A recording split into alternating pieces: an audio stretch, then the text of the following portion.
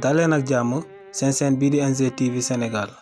buñ sukkandikoo ci kii di Clédor Sène ne lu dal kii di Maître Moussa Diop ci document administratif yu mu doon wone ba muy amal conférence de presse am bi ci scandale bi ñu dippee les diamants québécois ne loolee daloon kii di président Ousmane Sonko ba mu waxee que ne kii di Mame Mbaye Niang daa am ab rapport bu ko daal di indexé ci procès Prodac ba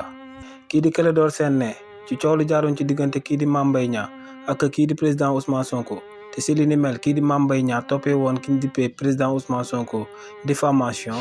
ne ci coow loole sénégalais bu gën a ndaw xam ne que ne rapport boobee bàyyeekoo ci IGF rapport bu am la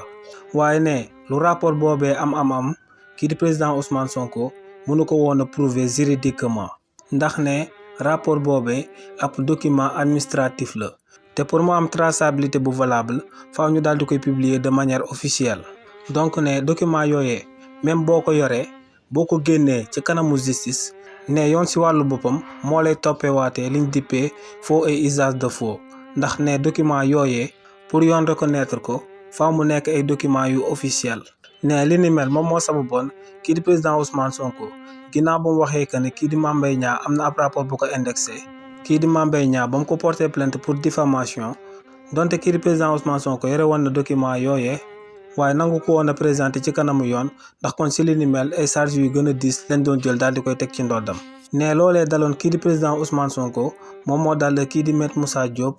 ci documents yi nga xam ne da koo génnee di wax ci achat de munitions yu ñu amal biir palais te si li ni mel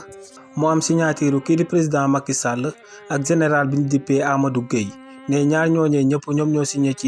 ci contrat d'achat d'armement boobee waaye kii di Maître Moussa Diop du ko mën a prouver ci kanamu yoon ndax ñooñee duñ ko mës a rendre officiel